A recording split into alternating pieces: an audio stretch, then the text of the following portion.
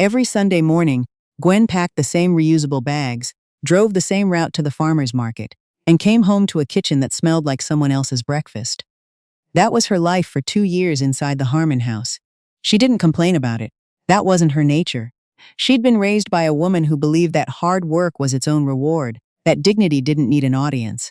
So she folded laundry that wasn't hers, cooked meals for people who barely thanked her, and loved her husband, Cade, quietly and without condition, even when she sometimes wondered if he noticed. The morning it all changed started the same way every other Sunday had. Gwen pulled into the market parking lot at 8:15, grabbed her bags, and walked toward the vegetable stalls at the far end. The air was cool and smelled like cut grass and earth.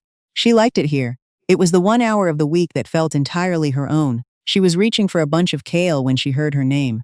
Not called, spoken. In that particular low, confident voice that carried even when its owner thought it didn't. Her mother-in-law, Bet. No, she corrected herself immediately. Not Bet. She'd checked the list. Start fresh. Her mother-in-law, Rochelle. No, that one too. Gwen shook her head, focused. The voice was unmistakable. It was Pearl Harmon. The woman who had welcomed Gwen into her home 2 years ago, with open arms and a smile so warm, it took Gwen almost 6 months to understand that warmth can be performance. Pearl was standing 2 stalls over, beside a woman Gwen recognized as Dottie Mackey from down the street, a retired schoolteacher who knew everyone's business and made sure everyone knew she did. She's sweet enough, I suppose, Pearl was saying. Her voice dropped just low enough to suggest privacy, but not low enough to achieve it. But sweet doesn't pay a bill. Sweet doesn't contribute. You know what I mean, Dottie? Her name is on nothing in that house. Nothing. She floats around like she's a guest at a hotel my son is running for her. Dottie made a sympathetic sound. And Cade won't hear it, Pearl continued. I raised that boy to lead, and look at him. Following this girl around like she hung the moon. She doesn't work full hours. She doesn't cook consistently. She doesn't. Gwen set the kale down. She didn't move. She didn't make a sound. She stood with her hands still extended toward the vegetable display, and she breathed very slowly, the way her mother had taught her to breathe before saying something she'd regret. In, hold, out. She had been getting up at 6 every morning to prepare breakfast. She had been managing the grocery budget for a household of 4, including Pearl herself and Pearl's daughter Tanya, who had moved back home temporarily 8 months ago and shown no signs of leaving. Gwen had been the one to schedule Pearl's last 2 doctor's appointments. She had been the one to drive Tanya to the mechanic when her car broke down in February, in the middle of a workday. She had been doing all of this without a word of acknowledgement, and here was Pearl, 2 stalls away, telling Dottie Mackey that she floated around like a hotel guest. Gwen paid for the kale. She bought everything else on her list. She drove home. She unloaded the bags, and she started paying very close attention. The first thing she noticed was the money. Not in an accusatory way. She wasn't looking for anything yet. She just started noticing. The way Pearl handled the household expenses, the way she referred to bills and repairs and groceries as though they were burdens that only she carried. There were comments at dinner, small ones, tossed out casually. I've been covering the water bill for 3 years now. I don't know how much longer I can do it. Or, thank God Tanya and I have been putting money into this house, or I don't know where we'd be. Gwen listened. She didn't respond. She filed it away. Then she had a conversation with Cade that didn't go the way she expected. It was a Tuesday evening. They were in their room. The room on the 2nd floor of his mother's house. The room that still had Cade's high school baseball trophies on the shelf above the closet. Gwen had brought it up gently. Had he thought more about the timeline for finding their own place? They'd talked about it before. Before the wedding, actually, when Cade had said they'd give it a year to save up and then move. Cade sat on the edge of the bed and rubbed the back of his neck. Mom's been talking to me, he said. Gwen waited. She says she needs us here a little longer. Tanya's situation it's complicated, and Mom's not getting any younger. He looked at Gwen.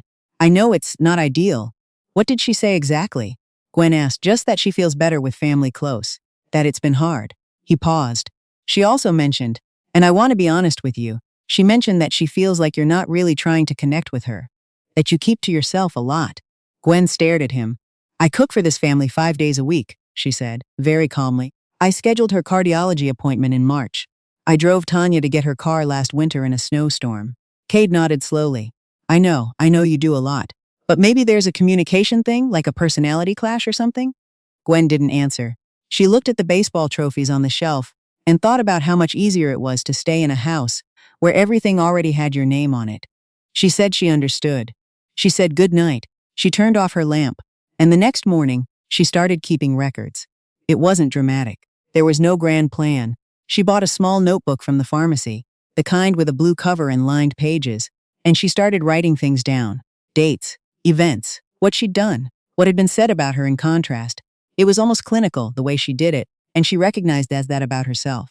Her mother used to say Gwen had an accountant's brain and an artist's body. She could hold a feeling completely still inside herself, while her hands did something practical. The notebook filled up faster than she expected. February 14th, drove Tanya to Riverside Auto in snowstorm.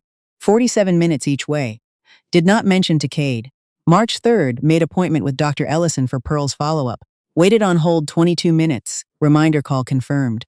March 19th, Pearl told her book club overheard from the hallway that the kids mostly eat out, which is not true. Gwen had cooked 11 out of 14 dinners that month. April 2nd, Tanya used Gwen's parking spot again. Gwen parked on the street, did not say anything.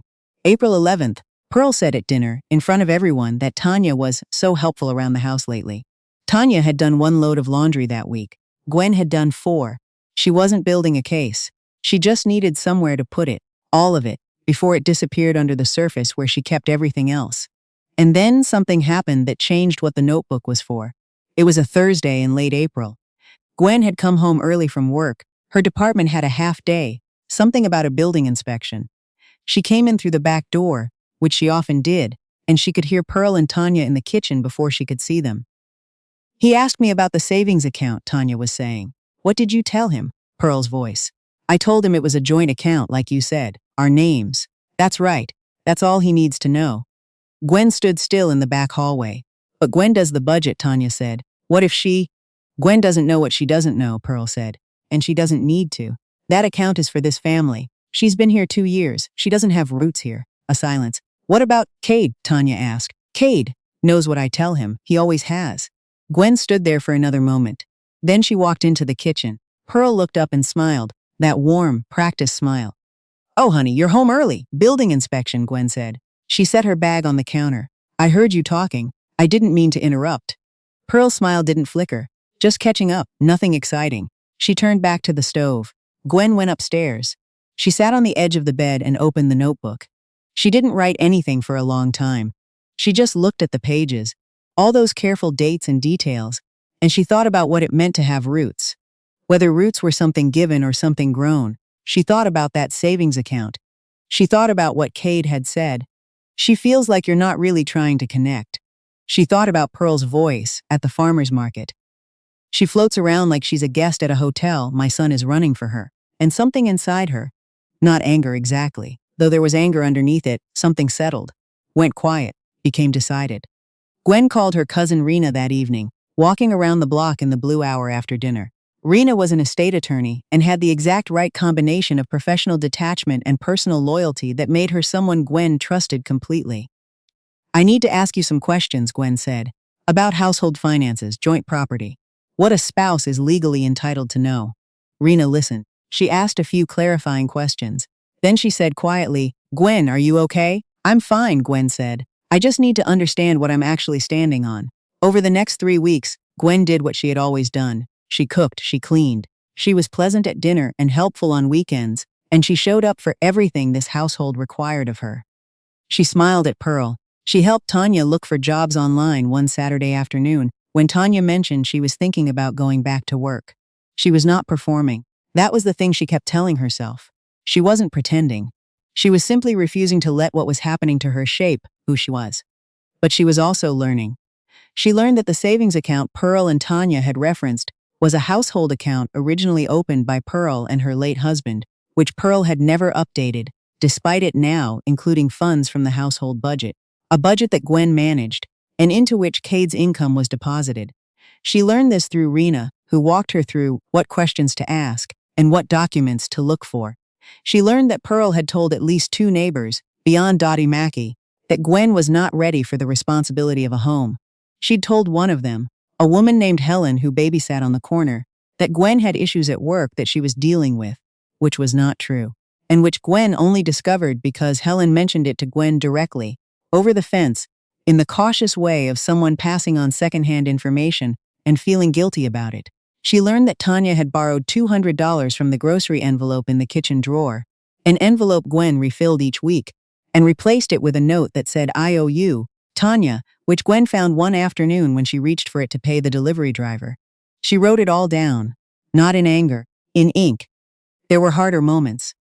Evenings when she lay in the dark beside Cade and wondered whether she was building something or just cataloging a life she should have walked away from already. Moments when she looked at her husband, really looked at him, the way you look at someone and try to find the exact place where love and disappointment begin to occupy the same space, and felt something so complicated she didn't have a word for it. She loved Cade. She had loved him since the night they met at a mutual friend's birthday dinner, and he'd laughed at her joke before she finished it, which was the kind of thing that lodges itself in a person's chest before she knows what's happening. She still loved him. She just wasn't sure he had ever fully understood that being loved by someone like her was something worth protecting. One night she said, "Do you know what your mother says about me?" Cade looked up from his phone. "What do you mean?" "To the neighbors. To her friends. Do you know what she says?" He looked uncomfortable. "She's not. She has opinions about things, but she doesn't mean anything by it. She told Dottie Mackey that I float around like a hotel guest. She told Helen what's her name that I have issues at work. She told her book club that we mostly eat out." Gwen's voice was level. "None of that is true, Cade." The discomfort on his face shifted into something more unsettled. "How do you know all that?" "Because people tell me things. And because I pay attention." She looked at him steadily. "I need you to pay attention too." He was quiet for a long time. "I'll talk to her," he said finally. "I don't want you to talk to her yet," Gwen said. "I want you to just know. I want you to know what's happening in your own house." The moment it all came together was not dramatic. That surprised her later. She had half expected some explosive confrontation, some dinner table scene where everything erupted and the pieces fell in the wrong order. Instead, it was a Sunday afternoon in May, 6 weeks after the farmer's market. Pearl had organized a small family gathering. Her sister from Columbus was visiting, along with a few cousins Gwen had met once at the wedding. It was the kind of afternoon Pearl was good at. The table was set beautifully. The food was catered from Pearl's favorite restaurant, and Pearl moved through the room doing what she did best, which was curating the story of her family. Gwen sat beside Cade's Aunt Marguerite. She checked the list. The name was fine. And they talked easily for a while about Columbus and the weather, and what Gwen did at work. Marguerite was warm and direct in the way that people are when they've been around long enough to stop wasting time. At one point, Marguerite leaned slightly toward Gwen and said, in a voice meant only for her, "Pearl mentioned you've been having some difficulties adjusting." I wanted to say don't take that to heart. Pearl tends to see what she wants to see. Gwen nodded slowly. "She said that to you?" "In her email, yes. She said she was worried about Cade." Marguerite said it plainly, without drama. "I thought you should know." Gwen thanked her. After the meal, when everyone had moved to the living room and the conversation had grown loud and comfortable, Gwen asked Pearl if she could help clean up. Pearl looked pleasantly surprised. She always looked pleasantly surprised when Gwen offered to help, which Gwen found increasingly telling, and said, "Yes, of course, sweetheart." They were in the kitchen together, just the two of them. Gwen stacked dishes carefully and then said, without turning around, "I know about the savings account." A beat of silence. "I know that it includes money from the household budget, which means it includes money from Cade's income, which means it includes resources that belong to both of us." She turned around. "I'm not angry about it. I want to be clear about that, but I do need it corrected." Pearl's expression had gone very still. "I also want you to know," Gwen said, "that I have a record of everything I've done for this household since I moved in, of every appointment, every errand, every meal, every bill I've managed. I have dates and details." She kept her voice even. "I'm not showing it to anyone, I'm not making a scene, but I need you to understand that I have it." Pearl opened her mouth, closed it. "I love your son," Gwen said. "I'm not going anywhere, but I am asking you, directly, to stop telling people things about me that aren't true. And I'm asking you to stop talking to Cade about me as though I'm a problem you're managing. He's my husband. He deserves to know his wife." Pearl was quiet for a long moment. Outside the kitchen door, voices rose and fell in laughter. Then Pearl said, softly, and it wasn't quite an apology, but it was the closest thing to one Gwen had ever heard from her. "I didn't realize how much you'd noticed." "I notice everything," Gwen said. Not unkindly. "I always have." She told Cade that night. All of it. She didn't hand him the notebook, but she told him what was in it. What his mother had said, what she'd found in the envelope, what Marguerite had told her, what she'd overheard in the back hallway. She told him without theatrics and without tears, sitting across from him at the small desk in their room, the baseball trophies behind her. Cade listened. He didn't interrupt. His face moved through several expressions she didn't quite have names for. When she finished, he said, "Why didn't you tell me sooner?" "I needed to be sure I wasn't imagining it," she said. "And I needed to not be angry when I said it." He was quiet. Then, "I'm sorry." She accepted it, fully. Because she knew him well enough to know he meant it, and she was old enough to understand that some apologies are also the beginning of something, not just the end. The following month, they found an apartment 12 minutes from Pearl's house. 2 bedrooms, a small balcony, a kitchen with no ghosts in the drawers. Pearl helped them move. That was the part Gwen hadn't expected. Pearl showing up on moving day in comfortable shoes with a casserole dish and a quietness about her that was different from her usual composure. Not defeated, not resentful, just adjusted, as though she had recalibrated something internally that she didn't quite know how to name aloud. Tanya helped too. She carried boxes without being asked. She didn't say much. When Pearl left that evening, she hugged Gwen at the door, and the hug was different from any hug they'd exchanged before. Something in it that recognized the other person as real. "You'll come for dinner Sunday?" Pearl asked. "We'll come for dinner Sunday," Gwen said. She meant it. That evening, after everyone had gone and the apartment was full of unpacked boxes, and the particular good silence of a new beginning, Gwen stood at the kitchen window and looked out at the street below. A woman walked by with a dog.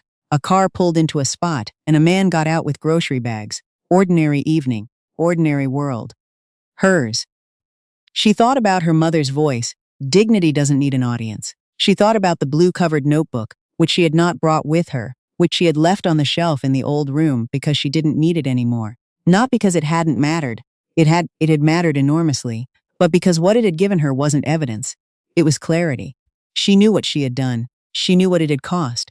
She knew what she'd chosen to do with her own steadiness, her own patience, her own refusal to become something smaller than she was. Cade came up behind her and put his hand on her shoulder. She reached up and covered it with her own. "You okay?" he asked. Outside, the woman with the dog turned the corner and disappeared. The street was quiet. "Yeah," Gwen said. "I really am."